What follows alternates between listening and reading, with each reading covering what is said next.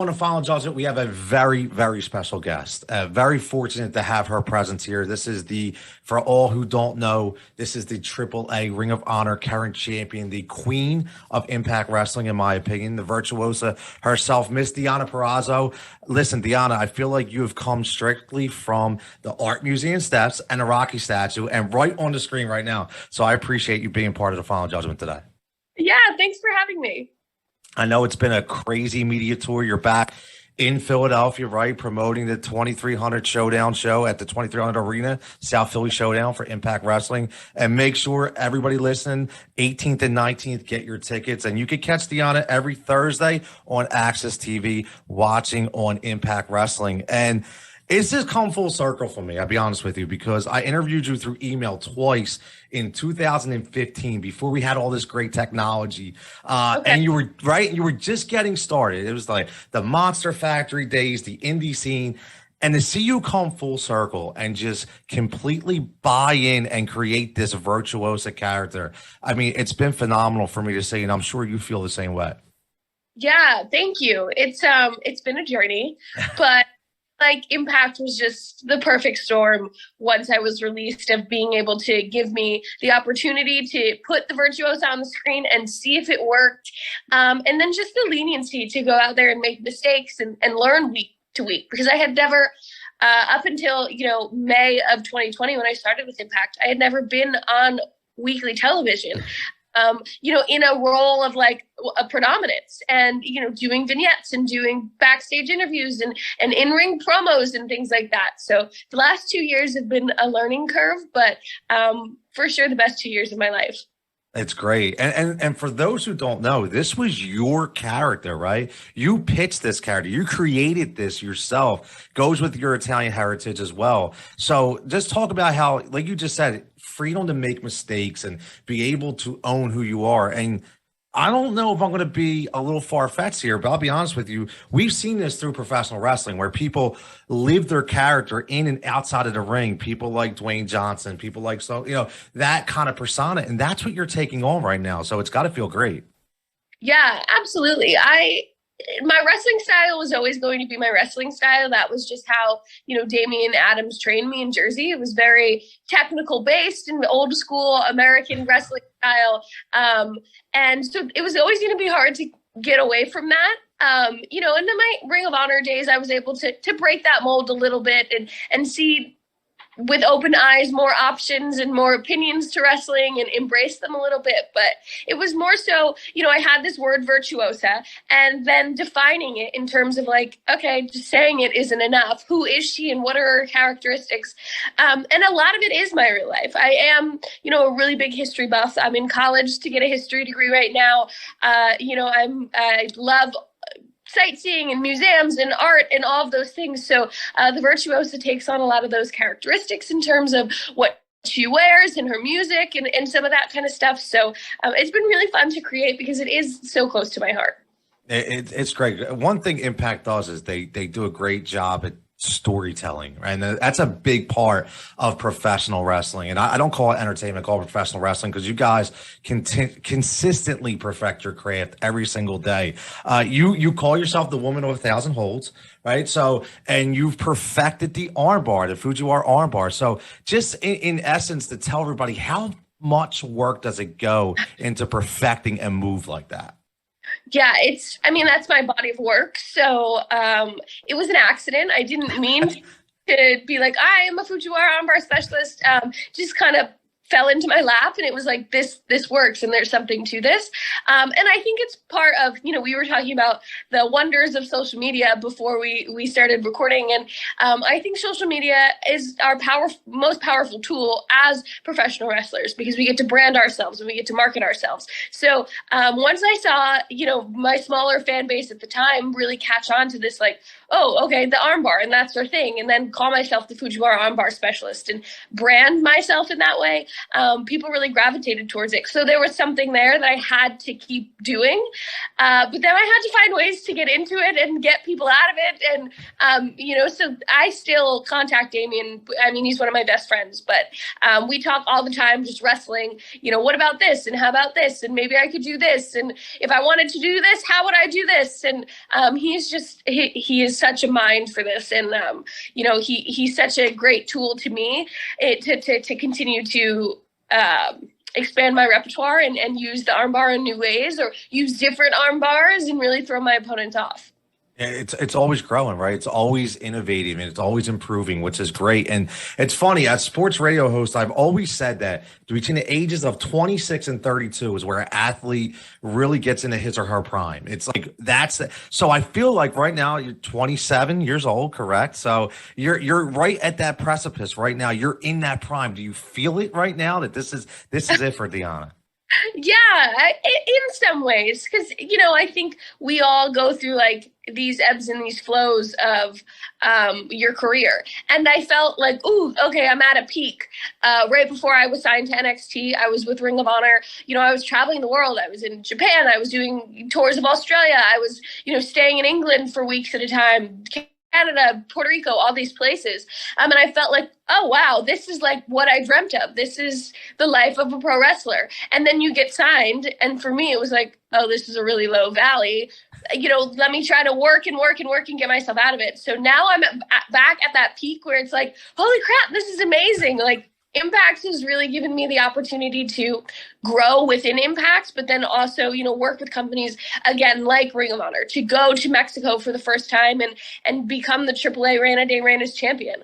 I've really gotten to broaden my horizons over the last year and work with a lot of interesting people and companies I didn't think I was ever going to work for. So, and then that trickles into like working with indie promotions and doing signings and things outside of wrestling. So, I feel like I'm just on this high right now. I've been on this high for like 2 years, and I'm just trying to like stay there for as long as I can. It's great. I mean, you remember when you were 19 years old as opposed to now, just your whole mentality and your persona is completely different. It's really great to see. Couldn't have talked to you like this at 19. No, I was so terrified. That's what I'm saying. It just completely comes out. You can see it on screen and right here, just with us two speaking. And one thing I will say, your matches, you're not going to go through tables. You're not going to get hit with chairs. You put on a fantastic match just by being a technical specialist, right? So is that something you kind of, you take pride in? Absolutely. I think that just the way wrestling's evolved, and it's always, I don't want to say easier, and obviously there's storytelling to it, but it's always easier to go out there and do all the moves and have people react to the moves or react to the weapons and things like that. But when you're just using your body as the storyteller, I think people, again, I'm synonymous with the armbar now. So it's like, ooh, how's she going to get to the armbar? Or like, yep. If I'm not working on the armbar, when is that going to come into play? It's like natural built-in storytelling for me. So as interesting as it was to do something like the Texas Death Match with Mickey and go through a table and get hit with chairs and bleed and all that stuff, which is definitely its own niche of wrestling. I'm going to stick to the technical side and to the arm bars and the headlocks for as long as I can, until it's necessary. Obviously I want to be involved in stories where things like that can come into play. But for me, it's like obviously not my wheelhouse and not something I pride myself on. So I think the Virtuosa would stay clear until absolutely need be. I like it. Well, think about this: when you don't do it all the time and it actually happens, the anticipation, it's like, wow, that really just happened, right? So, that's a good point. There was, subtle storytelling with Mickey and I going into Hard to Kill, where it's like, I was the Knockouts champion for like 11 months, and before that I was the champion for like 3 months. So, I was on this like tear and this like hardcore empress of the Knockouts division that needed to be taken down, and no one could take me down. So I think that there was, we don't talk about it as much, that kind of storytelling, but in terms of like who was going to dethrone the Virtuosa, and how are we going to get her grasps out of this Knockouts Championship? And I think that a hardcore Texas death match like that was warranted for the story we were telling. Absolutely. But, you know, I'm happy to do the Champ Challenge and just be like, hey, I'm going to break everyone's arm, or I'm going to drive your neck into the mat. Your pick. It's great you met. I was just going to ask you about the Champ Challenge. Obviously, you got a big triple threat match coming up next week, right? How has that evolved? I mean, it's been a great storyline. Yeah, again, it's been fun because, you know, I went from being the Knockouts champion for so long to just having these 2 other championships that it's like, okay, what do we do with? And how do we incorporate them into Impact Wrestling? Because they're not Impact championships. But again, it's been fun for me to be able to not only just defend them on Impact shows, but, you know, on any independent shows I choose to do, going to AAA, you know, at the time going to Ring of Honor. Don't really know what's happening there right now, but I'm just in a great spot where I'm just using these matches as opportunities to show people new techniques or new skills that I haven't gotten to show and have been in my back pocket, things I'm learning, and how I'm evolving as a wrestler. And then too, it's always, for me, it's fun to be working with someone like Lady Frost or Giselle, because they're women that I didn't get to work with on the indies. I hadn't met Giselle, I don't think, until she came into Impact Wrestling. So to mix it up with some new people and to see how our Knockouts division is growing and evolving, and there's constantly more women, and how we're integrating them into current storylines and things like that is really exciting for me. Yeah, it's great to see it all grow. It really is. It's very deserving. And for those just tuning in, we're speaking to Deonna Purrazzo, the AAA and Ring of Honor champion of Impact Wrestling, the Virtuosa. Everything will be in the description. You can follow Deonna on everywhere, her YouTube, her social media. Make sure you get to that as well. Character development we talked about, but we also talked about athleticism. And as an athlete, you do film study. You watch pitchers, watch their pitch games, their counts, hitters watch the way they hit. You, for one, obviously you watch your matches and you see what works, what doesn't work. Have you ever sat there and said, wow, I really said that, or I really did that, like all of yourself? Always. There was, I can't think of an example right now. A couple weeks ago, I said, I say a lot of crap in the back, just as like, I'm just talking, you know, and then people are like, no, that's good, say that. And then I try to replicate it. And then, you know, social media is social media. So there's always going to be people that are like, oh, she said that, or like trying to use that as an insult in 2022. Like, you're not going to please everybody, but there are times that I just say stuff off the cuff in the back and I'm like, that's a good promo. Yes. Well, social media is a monster, right? So can't make everybody happy. We all know that, right? If we did, it would be a really plain world. So let me ask you this question. We only got a few minutes left here. If you had, say, a fancy booking right now, in the sense that you were going to tag up with a past or current performer, one time only, one match only, going to put you on the spot, you could tag with that person, who would it be? So up until Sacrifice, I would have said Chelsea Green.